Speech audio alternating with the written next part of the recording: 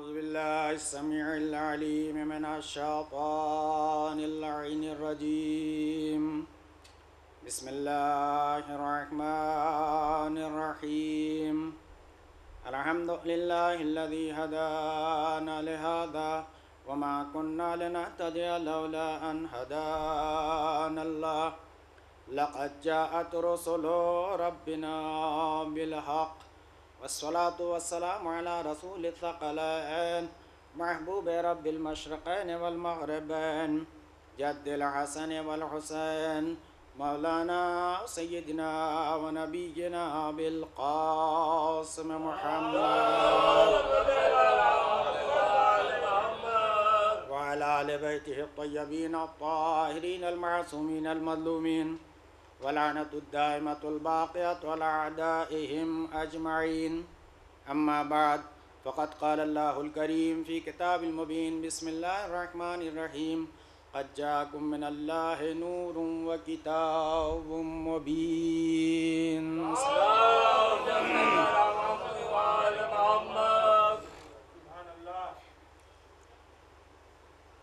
कुरान मजीद के 5वें पारे सूरह माइदा की 15वीं आयत का आखिरी टुकड़ा, जिसमें इरशाद बारी ताला हो रहा है, क़द जाअकुम मिनल्लाहि नूरुन व किताबुम मुबीन। तुम्हारे पास अल्लाह की तरफ से नूर आया और किताब मुबीन आई। हम सब बेहतर जानते हैं, सारी तरक्कियाँ इसी नूर की बिना पर हैं। एक दुनिया के एक गोशे में बैठा हुआ इंसान दूसरे गोशे में बैठे हुए इंसान को इसी नूर की वजह से मुशाहिदा करता है, मुताला करता है। ये नूर कौन सा नूर है?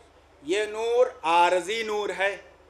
आरज़ी नूर इतना ताकतवर है कि दुनिया के एक गोशे में बैठा हुआ इंसान दूसरे गोशे में बैठे हुए इंसान को देख सकता है। तो जिसके पास हकीकी नूर है, वो अगर नस्लों को देख के तलवार चला रहा हो, सलावत भेज दे मोहम्मद वाले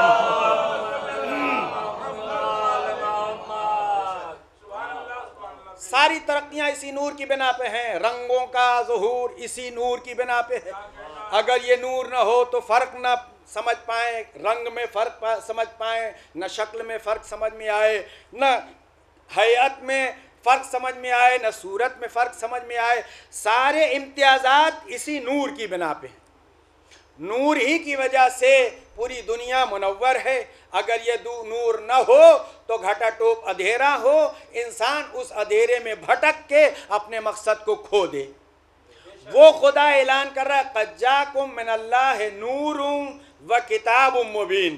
तुम्हारे पास अल्लाह की तरफ से, किसी और की जानिब से नहीं, अल्लाह की तरफ से नूर भी आया है, किताब मुबीन भी आई है। अजीज़ो, अल्लाह ने हमें आँखें अता की हैं।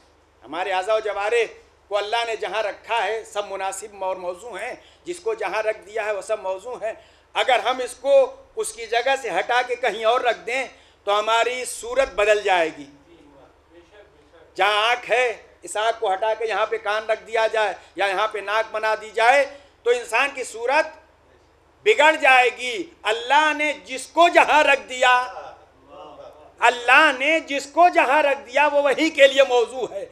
अगर उसको वहाँ से हटाया गया तो चेहरे में, सूरत में तब्दीली आएगी, चेहरा बदसूरत हो जाएगा। अरे जब चेहरे से जो चीज़ जहाँ खुदा ने रख दिया है उसको हटा दिया जाए तो सूरत बदल जाती है। तो अगर खुदा ने जिसको जिस मंजिल पर रख दिया है उसको वहाँ से हटा के किसी और को रखा जाए।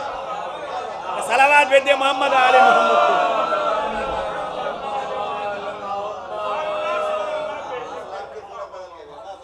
इसीलिए सूरत बदली हुई है। इस्लाम नाम है सलामती का, मगर उसे नाम दिया जा रहा है आतंकवाद का। क्यों? इसलिए कि अल्लाह ने जिसको जहां रखा था, जिसका जो मकाम था, लोगों ने उसके मकाम को पहचाना नहीं। यह और बात है कि लोग पहचाने या ना पहचाने, उसके मकाम और उसकी अजमत में कमी आने वाली नहीं है।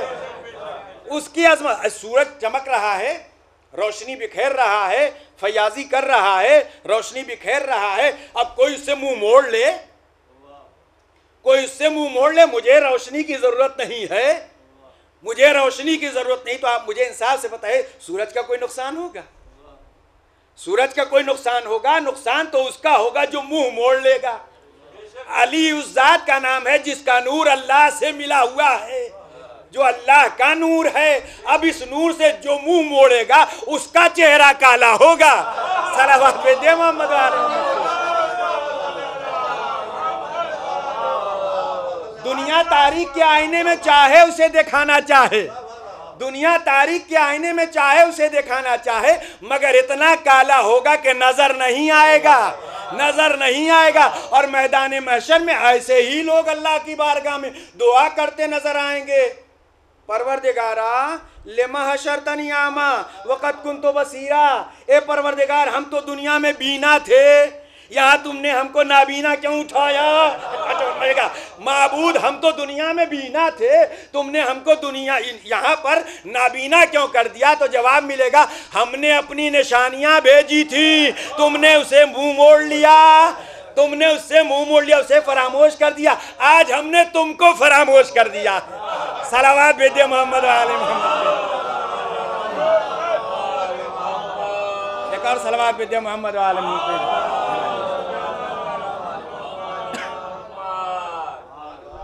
तो उसका ऐलान है, तुम्हारे पास अल्लाह की जानिब से नूर आया और किताब मुबीन आई। अब मैंने अर्ज़ किया आज़ा जवार, बस एक अर्ज़ के सिलसिले में ज़रा से गुफ्तगू करके आगे बढ़ जाऊँ। आँख, काम क्या है इसका? इस आँख का काम क्या है? क्यों अल्लाह ने हमें यह आँख अता फरमाई? ताकि हम देखें।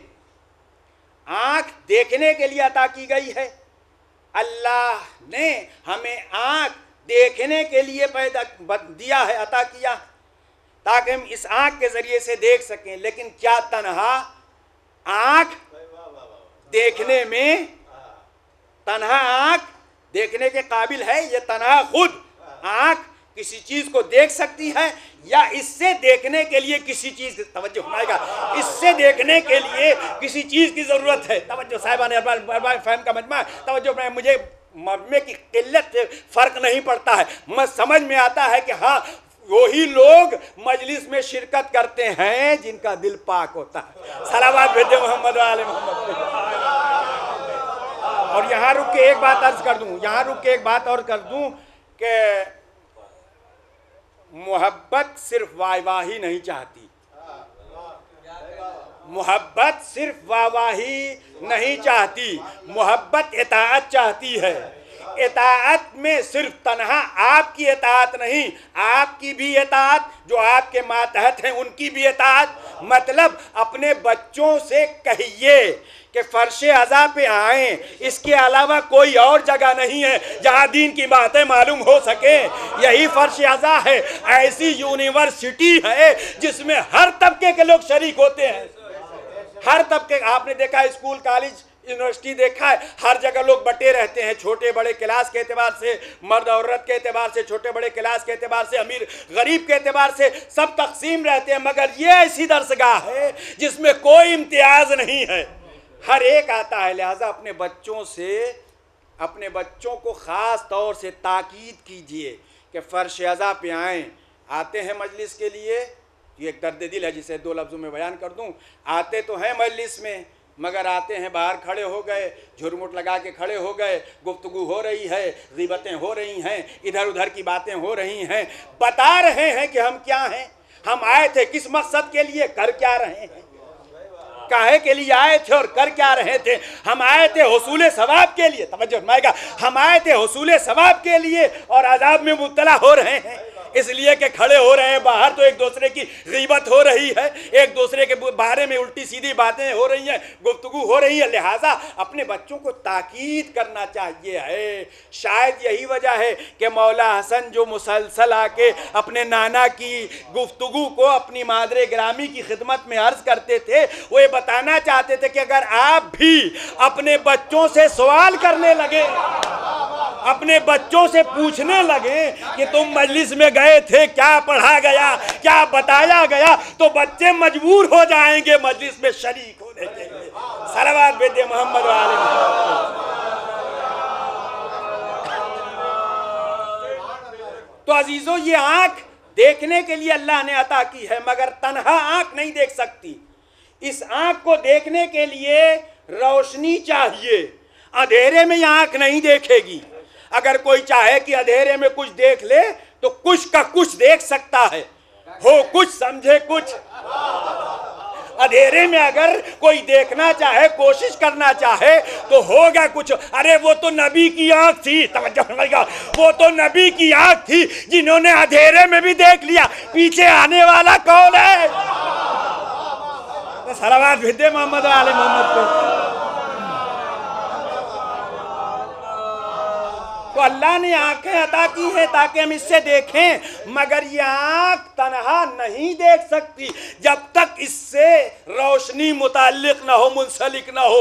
बगैर रोशनी के तन्हा आंख देखने से आजिज है। कुरान मजीद यकीनन किताब हिदायत है, मगर तब तक हिदायत नहीं करेगी जब तक अल्लाह की जानिब से भेजा हुआ नूर उसके साथ न हो। जब उस नूर के ज़ेर साया कुरान की आयतों की तिलावत होगी तो हर आयत बुलंद होकर आवाज देगी, तेरा नसब भी पाक है, तेरा हसब भी पाक है, तू भी पाक है, तेरा खानदान भी पाक है।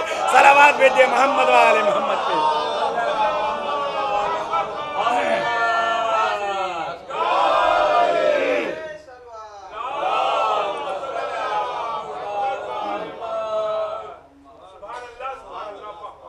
आंखें तन्हा देख नहीं सकती हैं, इसको देखने के लिए नूर की ज़रूरत है। ये मोहताज है नूर की। जब तक नूर इससे नहीं मिलेगा उस वक्त तक ये अपना काम नहीं कर सकती। कुरान भी ऐसे ही है। कुरान से अगर कोई चाहे कि हिदायत हासिल कर, अब कैसे कोई कह सकता है हस्बुना?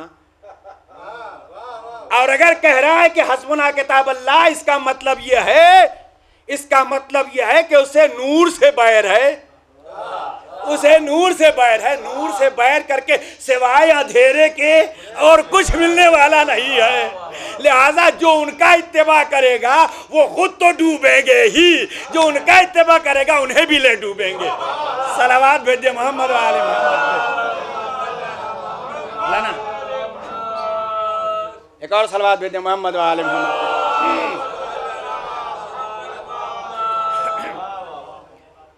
अब चाहने वाला कैसा होना चाहिए? हम सब तो दावेदार हैं कि हम चाहते हैं मौला को। कैसा होना चाहिए चाहने वाला? चाहने वाले को कैसा होना चाहिए? तारीख ने बताया। एक मुहिब्ब अहले बैत जिससे गुनाह सरजद हुआ तो उसे फिक्र लाहिक हुई कि मेरा दामन गुनाह की आलूदगी से मुलव्विस हो गया है, गंदा हो गया है। मैं चाहता हूँ कि मेरा दामन साफ हो जाए। लिहाजा अपने मौला की खिदमत में पहुँचा। पहुँचने के बाद अर्ज़ किया, मौला मुझसे गुनाह हो गया। कौन सा गुनाह कर लिया तुमने? कमाल मैंने चोरी कर ली है। आप मुझसे बेहतर जानते हैं चोरी की सज़ा क्या है और चोरी की सज़ा कब दी जाती है। बहुत से शराइत, 20-25 शराइत हैं। वो सारी शर्तें जब मुहक्क़क़ हो जाएं और चोरी साबित हो जाए तब सज़ा दी जाएगी। लिहाजा मौला ने एक एक करके उन शर्तों को बयान करना शुरू किया। इस बिना पे तो चोरी नहीं किया, इस बिना पे तो चोरी नहीं किया, इस बिना पे तो चोरी नहीं किया, इस वजह से तो चोरी नहीं किया। वो एक एक बात सुनता जा रहा है और इनकार करता जा रहा है। नहीं मौला, मैंने अपने इरादा और अख्तियार से जानबूझकर अमदन मैंने चोरी किया। लिहाजा मैं चाहता हूँ कि आप मेरे दामन को साफ कर दीजिए। अब जाहिर सी बात है, शरीयत का तकाजा है, जुर्म साबित हो गया है तो सज़ा दी जाए।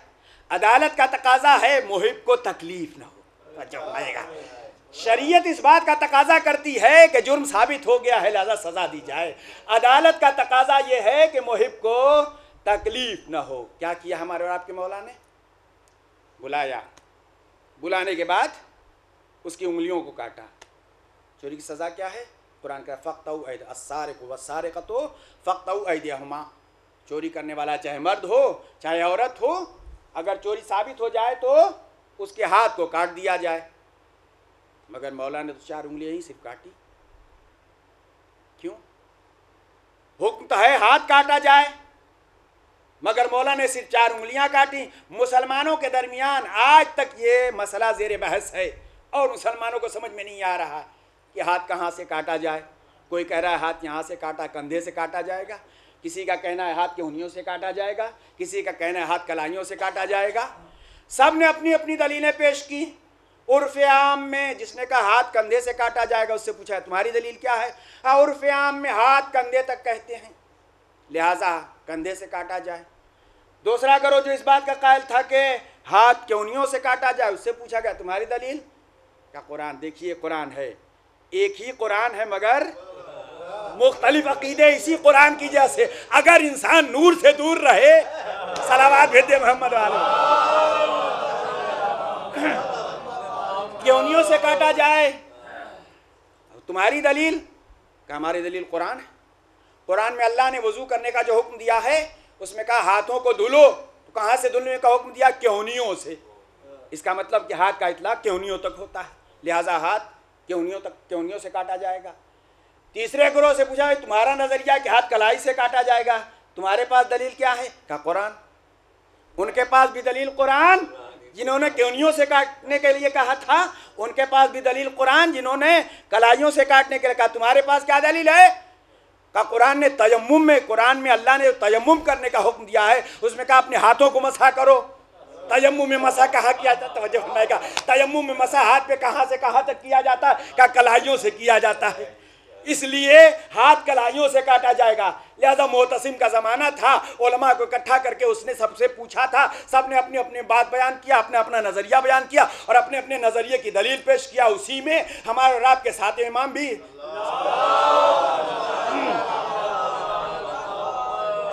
आपने उससे पूछा, उसने इमाम से पूछा आप बताइए कहाँ से हाथ काटा जाएगा? इमाम फरमाया ना कंधे से काटा जाएगा, न क्योनियों से काटा जाएगा, न कलाइयों से काटा जाएगा, सिर्फ 4 उंगलियां काटी जाएंगी। आपके पास कोई दलील? कुरान। हर एक दलील कुरान से दे रहा है। को कुरान दलील है का? क्या दलील है? का अल्लाह ने कहा है इन्नल मसाजिद लिल्लाह, इन्नल मसाजिद लिल्लाह। हाथ यहाँ से काटा जाए, हाथ क्योनियों से काटा जाए, हाथ कलाइयों से काटा जाए, हर सूरत में नक्स हो जाएगा। इंसान जब सजदा करने जाएगा तो एक अज़्म नहीं टिका पाएगा। सजदे के आलम में 7 आज़ा ज़मीन पे होते हैं, पेशानी, दोनों हथेलियाँ, दोनों घुटने, दोनों पाँव के अंगूठे। यहाँ से काटेंगे तब भी ये नक्स होगा, यहाँ से काटेंगे तब भी ये नक्स होगा, यहाँ से काटेंगे तब भी ये नक्स होगा। 4 उंगलियाँ काट दी जाएगी, सज़ा भी हो जाएगी, नक्स भी नहीं होगा। सलावत भेजे मोहम्मद वाले मोहम्मद पे। एक और सलावत भेजे मोहम्मद वाले मोहम्मद पे।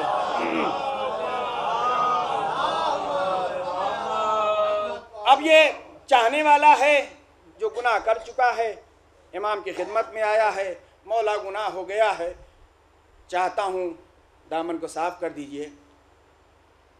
जाहिर सी बात जब जुल्म साबित हो गया तब सज़ा देना। इमाम ने उसकी 4 उंगलियों को काटा। हम जैसा इंसान होता नाक़िसुल अक़ीदा और नाक़िसुल अमल तो क्या करता?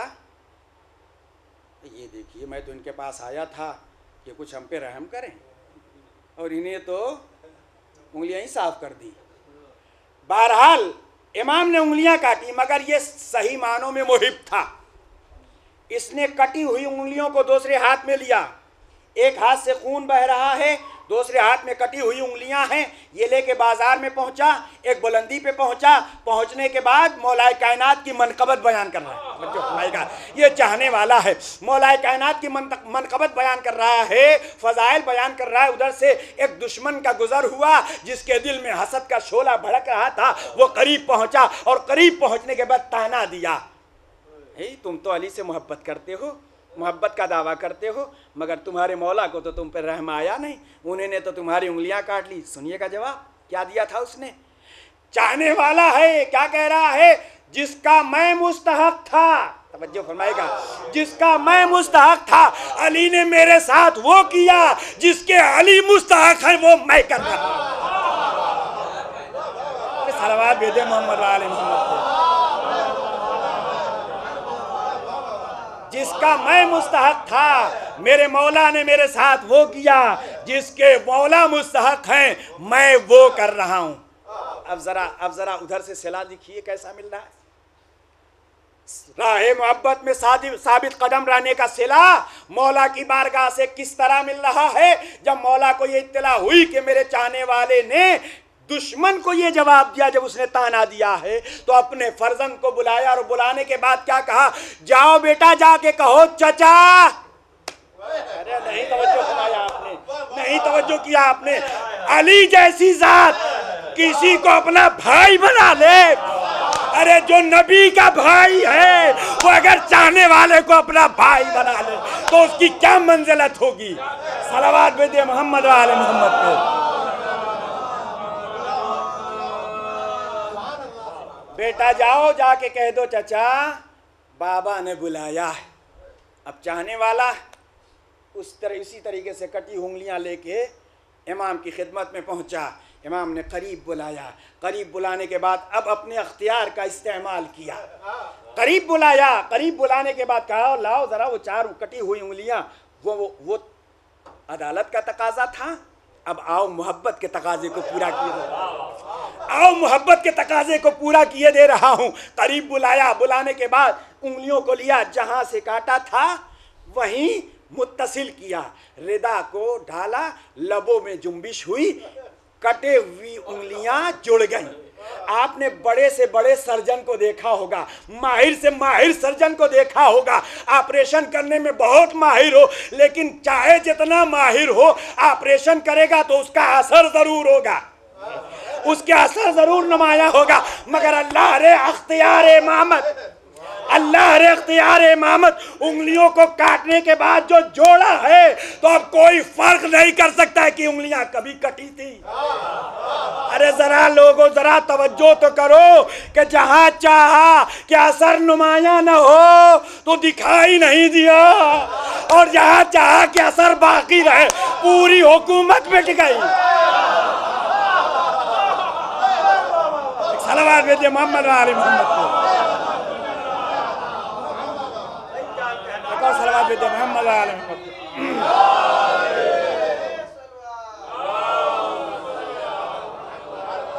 यहाँ चाहा, ये अल्लाह के सिफात में से एक सिफत ये है ना, जहां अल्लाह ने जैसे चाहा, जो चाहा वो हो गया। अल्लाह के सिफात में एक सिफत ये भी है, जो चाहा खुदा ने वो हो गया। ये उसी के तो सिफात का मजहर है, उसी के कमालात और सिफात का तो मजहर है। इन्हीं ने चाहा कि निशान बाकी न रहे तो खत्म हो गया, वहां चाहा गया कि निशान बाकी रहे। सलावत भेजे मोहम्मद आलम।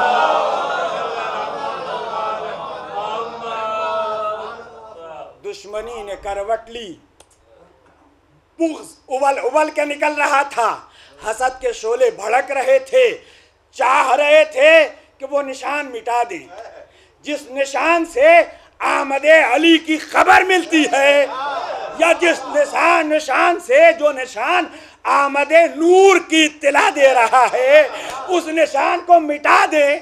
हुकूमतें मिट गईं, तख्त तबाह हो गए, ताज ताराज हो गए, मगर वो निशान अब भी बाकी है। वो ऐलान कर रहा है, हम चाहें तो सबसे पस्तर मखलूक को भी अपने दामन से मुंसलिक करके उसे हयात अता कर दें, और ऐसी हयात जिसे कोई छीन न सके। काबे में जो निशान है वो निशान इस बात की अलामत है कि यहाँ आने वाला कोई आम बच्चा नहीं था। अगर आने वाला बच्चा कोई आम बच्चा होता तो उमूमी तौर पे जैसे लोग दरवाजे से जाते हैं वो दरवाजे से जाता, लेकिन नया बाब खोलना इस बात की अलामत है, इस बात की अलामत है कि आने वाला बच्चा कोई आम बच्चा नहीं है। और जब माँ भी दरवाजे के दीवार के पास आई थी और आके दुआ किया था, परवरदिगार इस मौलूद का वास्ता, मतलब उन्हें कहाँ से पता चला कि ये मौलूद कैसा है? बीवी को कैसे पता चला कि ये बच्चा कैसा है, इसकी क्या अजमत है, इसका क्या विकार है, किसकी क्या शान है, अल्लाह ने इसे कौन सी अजमतों से नवाजा है, कैसे कमालात का ये हामिल है, उन बीवी को कैसे पता चला। अब तो समझ में आया कि मासूम की माएँ कितनी बाअज़मत होती है। बच्चों के वजूद में आने से पहले उनके सारे मुस्तकबिल का आईना सामने होता है। परवरदिगार, इस मौलूद का वास्ता मेरी मुश्किल को आसान कर। दीवार में शिगाब पैदा हुआ मगर कदम में लग़ज़िश नहीं है, कदम में लग़ज़िश नहीं है। क्यों? इसलिए कि नूर ईमान ने दिल को इतना मुनव्वर कर दिया है कि डरने की कोई गुंजाइश नहीं है, खौफ की कोई गुंजाइश नहीं है। तो अज़ीज़ों, अल्लाह का ऐलान, क़द जाअकुम मिनल्लाहि नूरुन व किताबुम मुबीन, अल्लाह की तरफ से नूर भी आया है, किताब मुबीन भी आई है। अब जो हमने कहा कि इस नूर से मुराद क्या है, किताब मुबीन तो वाज़े है, लेकिन नूर क्या है? किसी ने कहा इस नूर से मुराद नबी करीम है, किसी ने कहा इस नूर से मुराद खुद कुरान करीम है।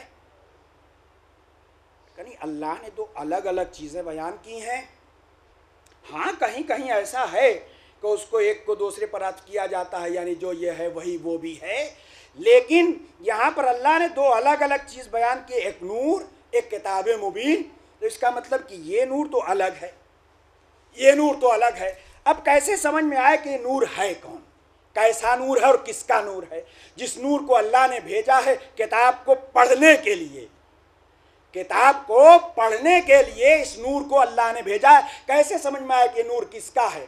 जब कुरान मजीद के सूरह आराफ को पढ़ना शुरू किया तो उसमें आयत नंबर 157 में हमें मिला, फल्लज़ीना आमनू बे, तवज्जो फरमाइएगा, जो लोग नबी पर ईमान ले आए, वअज़्ज़रू हो, और जिन्होंने उनकी ताज़ीम किया, वनसरू हो, और जिन्होंने उनकी मदद किया। यहाँ पर रुक जाना चाहिए, आयत को यहाँ पे ख़त्म हो जाना चाहिए। जो लोग फ़ख्र करते हैं हमने नबी की मदद किया, रात के सन्नाटे में अपने कंधे पे बिठा के ले गए, जो ये फ़ख्र करते हैं, यहाँ पे आयत को रुक जाना चाहिए था कि वो बहुत अजीम सहाबी है जो अपने कंधे पे बिठा के ले गया था। अरे अगर कंधे पे बिठा के ले जाना ही बहुत बड़ी अजमत थी तो इनसे बुजुर्ग तो वो गधा था जिसने मुसलसल ही ने अपने पर सवार किया था। सलावत भेजे मोहम्मद वाले मोहम्मद। कुरान यही नहीं रुक रहा है, क्या ऐलान हो रहा है? वल्लज़ीना आमनू बे, जो लोग नबी पर ईमान ले आए। सिर्फ ईमान लाना काफ़ी नहीं है, ईमान लाने के बाद ईमान के तकाज़ों के एतबार से अज़्ज़रू हो, नबी की ताज़ीम करें। सिर्फ ताज़ीम काफ़ी नहीं है, वनसरू हो, नबी की मदद करें। उसके बाद वत्तबउन नूरल्लज़ी उन्ज़िला माहू, उस नूर का इत्तिबा करें जो नबी के साथ नाजिल हुआ। तवज्जो फरमाइएगा, उस नूर का इत्तिबा करें जो नबी के साथ, तवज्जो फरमाइएगा, उस नूर का इत्तिबा करें। इसका मतलब ईमान ला के इंसान, सिर्फ ईमान ला के इंसान कामयाब नहीं हो सकता, सिर्फ ताज़ीम व तौक़ीर करके, नबी की ताज़ीम व तौक़ीर करके इंसान कामयाब नहीं हो सकता, सिर्फ मदद करके कामयाब नहीं हो सकता जब तक नबी के साथ नाजिल होने वाला नूर न हो और उसका इत्तिबा और उसकी पैरवी न की जाए, उसकी पैरवी न की जाए। अब क्या कहा अल्लाह ने? वत्तबउन नूरल्लज़ी उन्ज़िला माहू, उस नूर का इत्तिबा, हर नूर की बात नहीं हो रही है, उस नूर का इत्तिबा जरूरी है जो नबी के साथ नाजिल हुआ। अब आइए देखिए नूर कहाँ था, कैसा था, किसका था, कैसे नाजिल हुआ। अल्लाह ने अपने नूर से, अल्लाह ने अपनी अजमत के नूर से नबी करीम के नूर को पैदा किया।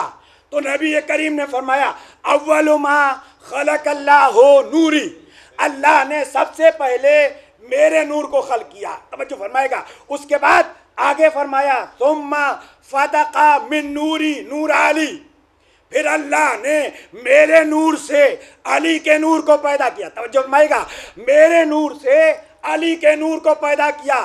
सुम्मा फदक़ा मिन नूर अली अल मलाइका, फिर अल्लाह ने अली के नूर से मलाइका को पैदा किया।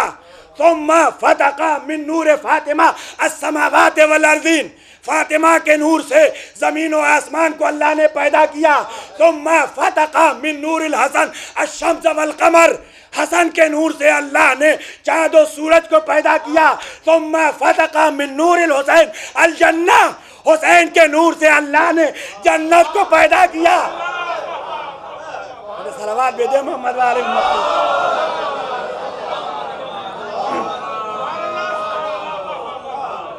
कहाँ से चला नूर? ये नूर अल्लाह के नूर से अलग हुआ, अल्लाह के नूर से मुश्तक है, अल्लाह के नूर से जुदा हुआ। अल्लाह ने इस नूर को अर्श पर रखा, इस नूर से अपने अर्श को मुज़य्यन किया, अपने अर्श को मुज़य्यन किया। तो इसी नूर से आवाज़ आई हल्लल्ला फहल्लतिल मलाइका सब्बहना फसब्बहतिल मलाइका, हमने अल्लाह की तस्बीह की तो मलाइका को तस्बीह का सलीका मिला। हमने अल्लाह की तमजीद की तो मलाइका को अल्लाह की बुजुर्गी का बयान करने का सलीका में असर हुआ। ये नूर अर्श को मुज़य्यन किए हुए था कि अल्लाह ने आदम को पैदा करना चाहा, पुतला बना के रूह फूंकी, रूह फूंक के फरिश्तों को हुक्म दिया सजदे में गिर जाना। मुझे वो तफसील नहीं याद करना है, सब फरिश्ते सजदारेज हो गए मगर एक ने इनकार कर दिया। अब जब मलाइका जनाबे आदम के सामने सरबसुजूद हो गए तो आदम के दिल में ख्याल आया कि मैं मस्जूद मलाइका हो गया। फौरन वही इलाही नाजिल हुई, ए आदम ये मलाइका तुम्हारी वजह से सजदे में नहीं गए, ये मलाइका तुम्हारी वजह से सजदे में नहीं गए हैं, बल्कि उस नूर की वजह से गए हैं जो तुम्हारी सुल्ब में है। सलावत भेजे मोहम्मद आले मोहम्मद पे। ये नूर इतना अजीम है, आदम को अज़मत अता किया, इब्राहीम को नारे नमरूदी से बचाया, नूह की कश्ती को कोहे जूदी पे लगाया, हर नबी की मदद छुप के की और आखिरी नबी की मदद खुल के की, आखिरी नबी की मदद खुल के की। तो उन्होंने कहा हे अली तुमने मेरी मदद खुल के की तो मैं भी तुम्हारा ऐलान खुल के कर रहा हूं, जिसका मैं मौला हूं तो उसके तुम मौला। सलावत भेजे मोहम्मद आले मोहम्मद पे। ये नूर पाक सुल्बों में पाक रहमों से होता हुआ मुंतकिल होता हुआ सुल्ब अब्दुल मुत्तलिब तक पहुंचा। सुल्ब अब्दुल मुत्तलिब में जब ये नूर आया तो ये चेहरे पेशानी अब्दुल मुत्तलिब से नुमाया होता रहा। कायनात का जर्रा जर्रा इस नूर की अजमत से वाकिफ था, लिहाजा जिधर जिधर से अब्दुल मुत्तलिब गुजर रहे सब तरफ से सलाम आ रहा है उस नूर की बिना पर। फिर इस नूर को अल्लाह ने दो हिस्सों में तकसीम किया। इस नूर को अल्लाह ने दो हिस्सों में तकसीम किया। एक हिस्सा अब्दुल्लाह की सुल्ब में पहुंचा, दूसरा हिस्सा अबू तालिब की सुल्ब में पहुंचा। तवज्जो फरमाएगा, इसको पहले अल्लाह के नूर से पैदा किया, फिर इस नूर को मिला के बाद इसका सफर पाक सुल्ब और पाक रहमों से होता हुआ अब्दुल मुत्तलिब तक आया तो अल्लाह ने इस नूर को फिर दो हिस्सों में तकसीम किया। इस नूर को फिर दो हिस्सों में तकसीम किया। एक हिस्सा अब्दुल मुत्तलिब की सुल्ब में, अबू तालिब की सुल्ब में, और एक हिस्सा अब्दुल्लाह की सुल्ब में। अब जब अब्दुल्लाह के सुल्ब में आया तो फिर चेहरे से नुमाया, कोई बदरे हरम हो रहा है, कोई मिसबाहिर हरम बन रहा है। ये किसकी वजह से? क्या इसी नूर के सदक़े में कोई बदरे कामिल बन रहा है, कोई मिसबाहिर हरम बन रहा है? अरे आगा भी तो नूर छुपा हुआ, ये अजमत है। कोई मिसबाह बन रहा है, कोई बदरे कामिल। जब ये नूर नुमाया हो जाएगा, अरे ये तो उसका करम है कि उसने इस नूर को कालिबे बशरियत में रखा, वरना अगर नुमाया कर देता तो मूसा जैसी आग तो बर्दाश्त न कर सकी, हम जैसा इंसान कहाँ बर्दाश्त कर पाता। सलवात भेजे मोहम्मद वाले मोहम्मद को। मूसा जैसा नबी जब इस नूर को बर्दाश्त न कर सका तो हम जैसा गुनहगार इस नूर को कहाँ बर्दाश्त कर पाता। नूर दो हिस्सों में तकसीम हुआ। अबू तालिब की पुष्ट में एक हिस्सा, अब्दुल्ला की पुष्ट में दूसरा हिस्सा, अब्दुल्ला की पुष्ट से जो नूर नुमाया हुआ वो नबी बना। अबू तालिब की पुष्ट से जो नूर नुमाया हुआ वो इमाम बना। अबू तालिब वो अजीम जात है जिसके एक जानू पर रिसालत, दूसरे जानू पर इमामत। अल्लाह जो इमामत और रिसालत को पाले वो तो काफिर रह जाए जो दिल ज़बान से कह दे सलवात भेजे मोहम्मद वाले मोहम्मद पे। अब जो ये नूर नुमाया हुआ, अब जो ये नूर नुमाया हुआ, तो किस तरह से ज़हूर हुआ इसका, कहाँ से ज़हूर हुआ इसका? का अल्लाह के घर से इस नूर का ज़हूर हुआ, जिस नूर को अल्लाह ने कायनात की हिदायत के वास्ते कुरान के साथ साथ भेजा था। अब दुनिया की बदबख्ती है कि उन्होंने कुरान को तो ले लिया मगर नूर से अलग रहे, जिसका नतीजा है कि यहाँ भी भटकते रहे और वहाँ भी भटकते ही रहेंगे। ऐसे ही लोग हैं, यही लोग हैं जिनके लिए कहा जा रहा है कि न भाई भाई को पहचानेगा न माँ बाप को पहचानेगा। हम में से कोई ऐसा नहीं है जो किसी को नहीं पहचानेगा। हम यहाँ भी पहचानते हैं हर एक को, वहाँ भी पहचानेंगे। सलावत भेजे मोहम्मद वाले मोहम्मद पे।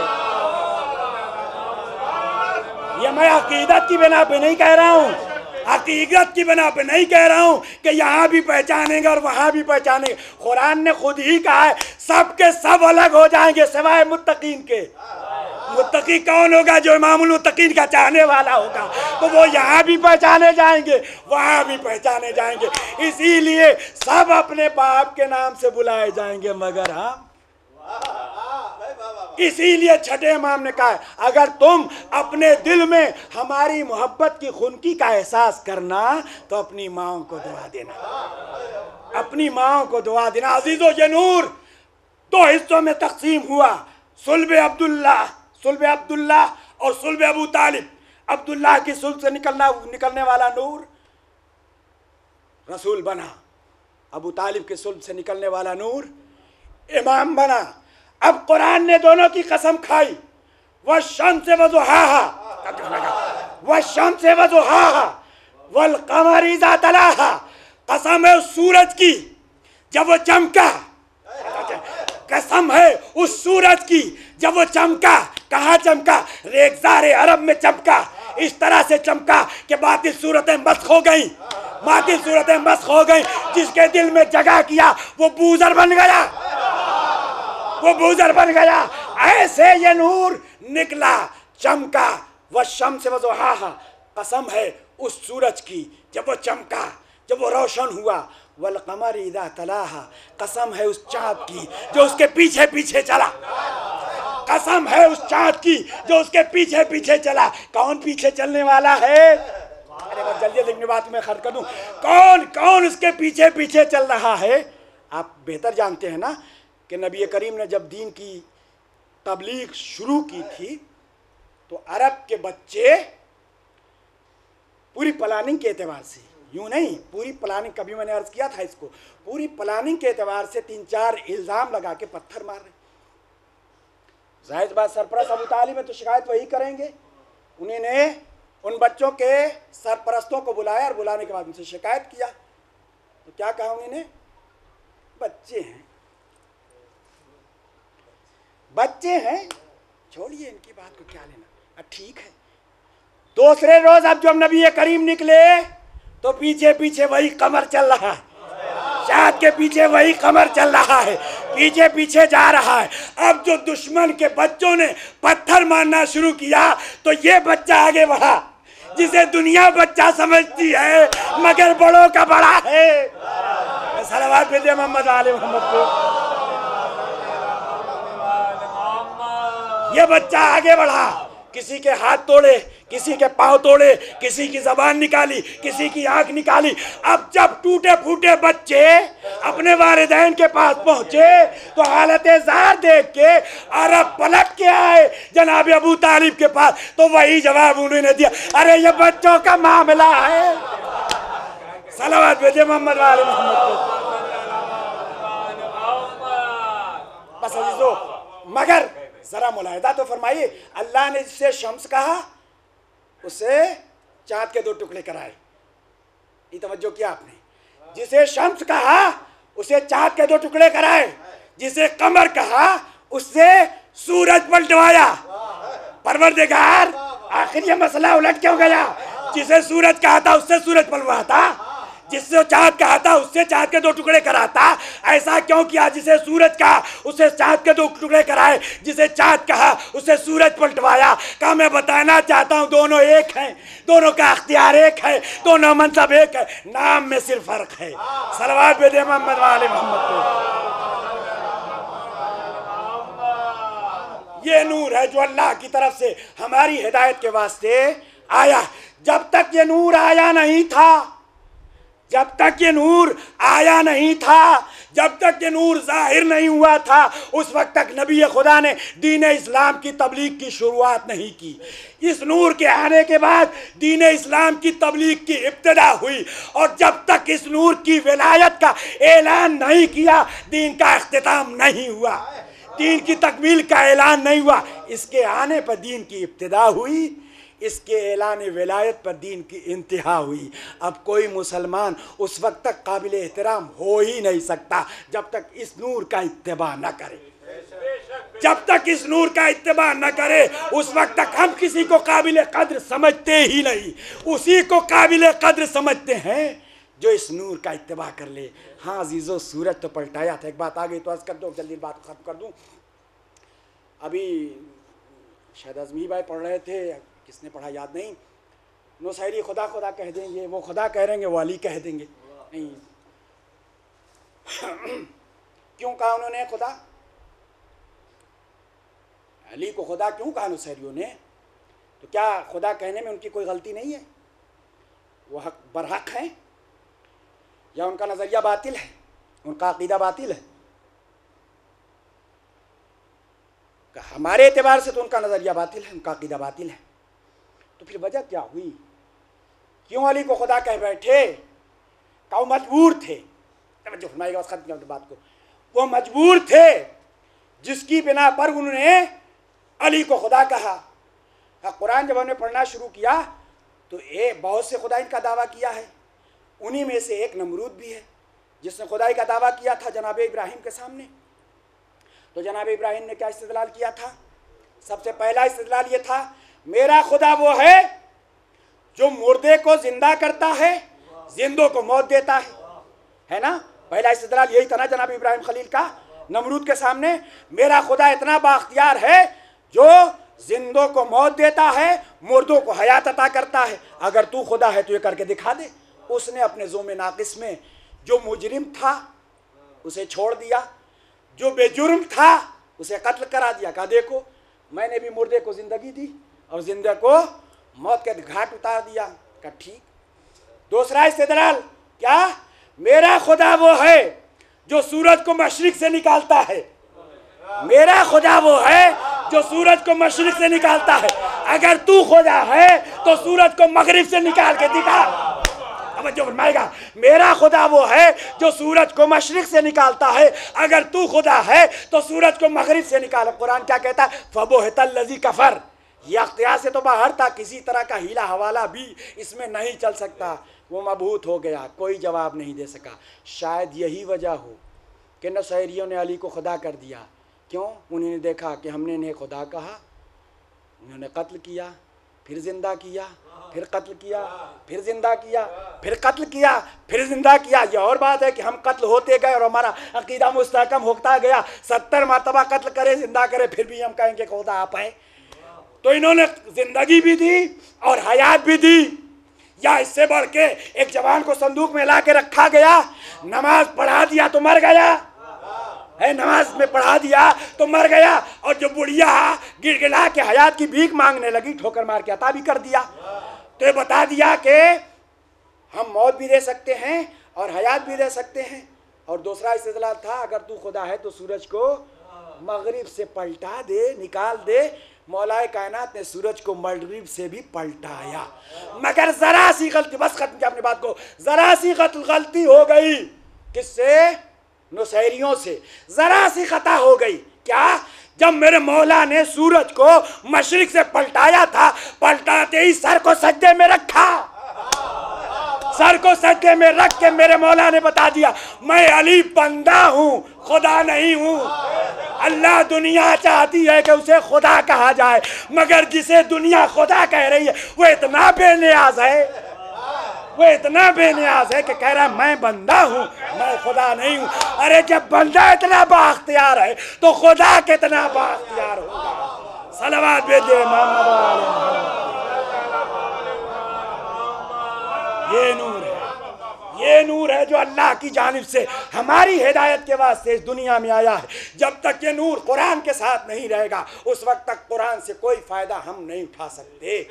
कुरान से अगर फ़ायदा उठाना है तो इस नूर के ज़ेरे साया रह के ही कुरान से फ़ायदा उठा सकते हैं। और अगर हम इस नूर से अलहदा हुए तो कुरान ही के ज़रिए से भटक जाएंगे, गुमराह हो जाएंगे, गुमराही के रास्ते पे चले जाएंगे।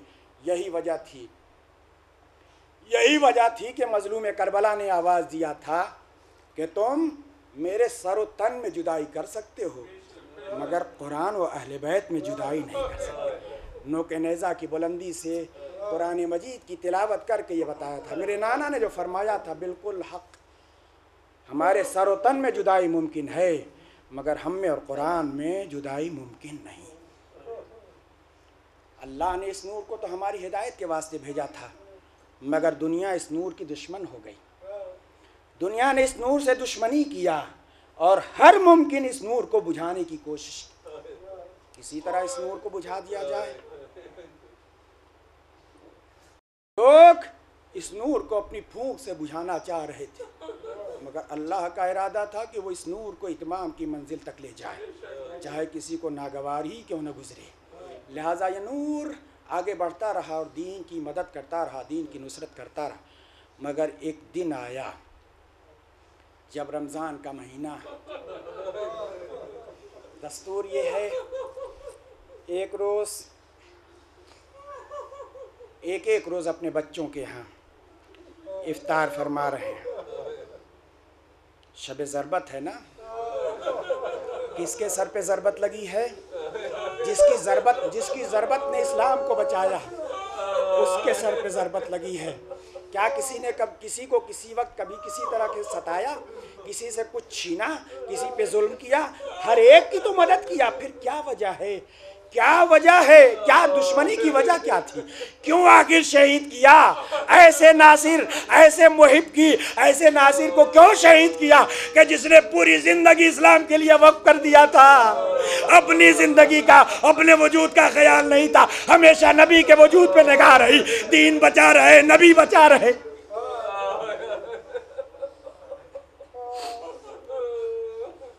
बारी बारी अपने बच्चों के यहाँ इफ्तार कर रहे हैं। किसी रोज़ इमाम हसन के वहाँ, किसी रोज़ मौला हुसैन के वहाँ, किसी रोज़ ज़ैनब औलिया मकाम के वहाँ और किसी रोज़ उम्मे कुलसूम के वहाँ। 19वीं तारीख को मेरा मौला अपनी बेटी उम्मे कुलसूम के इफ्तार करने वाला। सहर का वक्त करीब आया, बेटी ने लाके कुछ चीज़ें, कुछ नेमतें बाप के सामने रखी। एक प्याले में दूध, ज़रा सा नमक, थोड़ी सी रोटी। अल्लाह कायनात का मालिक, उसकी ये ग़िज़ा और उस पे भी ये परहेज़, इतना ज़ुहद कि जब दो नेमतें सामने आ गई तो कहा बेटी क्या तुमने देखा है तुम्हारे बाप ने एक वक्त में दो अल्लाह की नेमत का इस्तेमाल किया हो, एक को उठा लो। अल्लाह, जनाब उम्मे कुलसूम ने चाहा कि नमक हटा लें। मेरे मौला ने कहा बेटा दूध का प्याला हटा लो। दूध का प्याला भी बेटी ने उठा लिया। मेरे मौला ने नमक और रोटी से इफ्तार भी किया और सहर। अब एक वक्त आया जब मेरा मौला मुस्तरिब है, मेरा मौला बेचैन है, कभी सहने खाना में आता है, कभी पलट के घर में जाता है, कभी सहने खाना में आता है, कभी पलट के घर में जाता है। बेटी ने देखा बाप बहुत मुस्तरिब है, बड़ी बड़ी जंगें लड़ी मगर कभी इस तरह वैसा नहीं देखा, बड़े बड़े मार के सर किए मगर कभी ऐसी बेचैनी नहीं देखी। अरे आज कौन सा मार का सर करना है? जो इमाम साकिर और वो शाबिर इस तरह से मुस्तरिब है, इस तरह से बेचैन है। एक मर्तबा आगे बढ़ी, हाथों को जोड़ के अर्ज किया, बाबा आखिर ये इस्तिराब कैसा है, क्यों मुस्तरिब है, क्यों परेशान है? कहा बेटा अपने रब से मुलाकात करने के लिए बेचैन हूँ, अपने रब से मुलाकात करने के लिए बेचैन हूँ। बार बार आसमान की तरफ निगाहें बुलंद करके देखते हैं। एक मर्तबा आसमान की तरफ निगाह को बुलंद किया, हाँ मेरा वक्त हो गया है, चलने लगे। जब चलने लगे घर में कुछ बातें पड़ी हुई थीं, दामन को थाम के गिरिया करने लगी, आका आज मस्जिद न जाइए, ए आका आज मस्जिद न जाइए, दुश्मन घात में लगा बैठा है, ए आका मस्जिद न जाइए। मौला ने इन बातों को देखा, घर वालों को देखा और घर वालों को देखने के बाद एक वसीयत किया, देखो ये घर में बातें पड़ी हैं, जब तक खाने पीने का इंतजाम हो इन्हें खिलाते पिलाते रहना, और अगर खाने पीने का इंतजाम न हो सके तो इन्हें आजाद कर देना। जज़ाकुम रब्बुकुम खैरल जज़ा। बस दो चार फिक्रे और ख़त्म दुआ। आगे बढ़े, दरवाजे के पास आए, जंजीरें दर ने दामन से लिपट के गिरिया किया, आका कहाँ जा रहे हैं? ए आका न जाइए, मेरा मजलूम इमाम चला। मस्जिद में आया, ये तफसील नहीं कर रहा है, मस्जिद में आया और मस्जिद में आने के बाद एक एक को उठाया, हर नमाजी को उठा रहा है, उठो अल्लाह को याद करने का वक्त हो गया है, अजान का वक्त करीब हो रहा है, उठो उठो। सबको उठाता जा रहा है कि एक मरतबा उठाते उठाते मेरा मौला इब्ने मुलजिम के पास आया।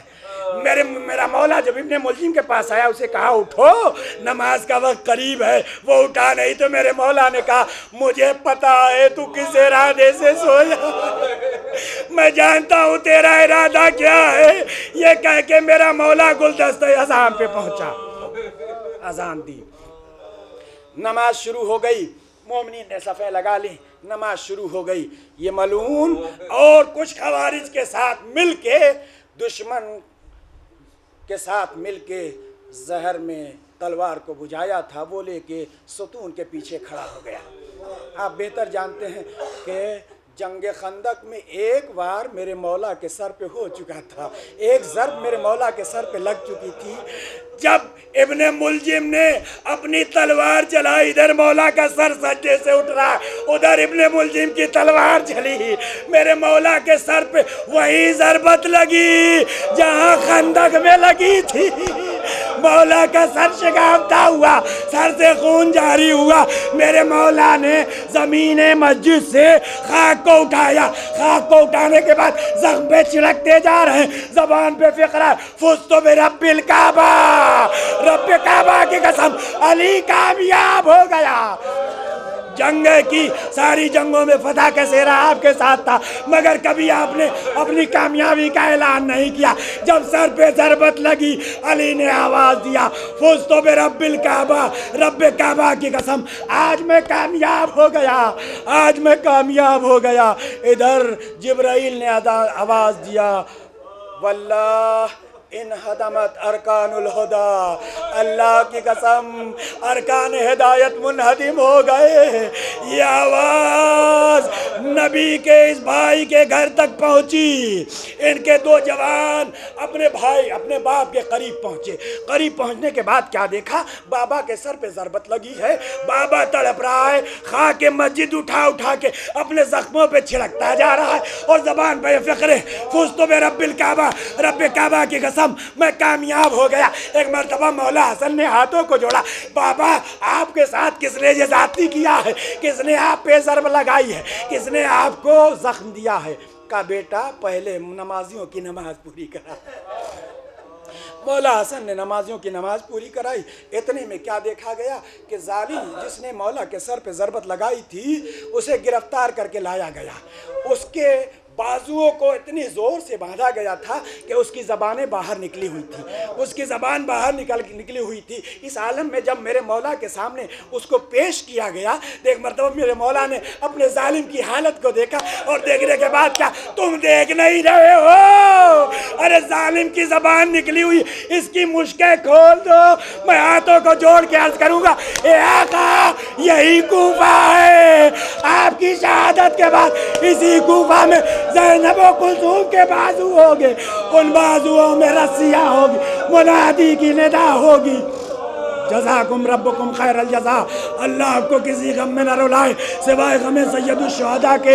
हाँ, मेरा मजलूम इमाम का देख नहीं रहे हो, इसकी क्या हालत है, इसके बाजुओं को खोल दो, रस्सियों को खोल दो। रस्सियों को खुलवाया और एक जुमला कहा, एक सवाल किया, क्या मैं तुम्हारा बुरा ईमान था? क्या मैं तुम्हारा बुरा ईमान था? उसके बाद का बेटा वो प्याला ले आओ जो मैंने अलग रखवा दिया था, दूध का प्याला मंगाया और उस अपने जालिम को दे दिया, लो बहुत प्यासे लगते हो, पी लो। हाय सकीना पानी मांगती रही मगर नहीं मिला, शिम्र पानी लाया भी, वो सामने उसका दाना खोल दिया, बच्ची पानी में बुरखे बिस्मिल की तरह तड़प रही। मौला के बच्चों ने अपने बाबा को गली में रखा, लेके घर की तरफ चले, मोमिनीन पीछे पीछे चल रहे हैं। मजलूम इमाम जख्मी हालत में अपने भाइयों, अपने बेटों के सहारे अपने बैतुश्शरफ की तरफ जा रहा है। जब मौला अपने बैतुश्शरफ के करीब पहुंचने लगे तो मौला हसन को मुखातब करके कहा, बेटा चाहने वालों से कह दो घर करीब आ रहा है, मेरी बेटियां मुझको इस आलम में देखेंगी तो तड़प तड़प के रोएंगी। मैं नहीं चाहता कि मेरी बेटियों की आवाज़ नामहरमों के कान तक पहुँचे, इनसे कह दो अपने घरों को वापस चले जा। ए मेरे आका, ये कूफा यही कूफा है, आप अपने चाहने वालों को मना कर रहे, मगर इसी कूफा में आप ही की बेटियों के बाजुओं में रसन बदी होगी, हाथ पसे गर्दन होंगे, मुनादी की निदा होगी कि अली और फातिमा की बेटियां हैं जिन्हें तमाशा देखना होगा। अला लानतुल्लाहि व कौम ज़ालिमीन व सयअलमुल लज़ीना ज़लमू अय्युमुनक़लिबिन यनक़लिबून इन्ना लिल्लाहि व इन्ना इलैहि राजिऊन।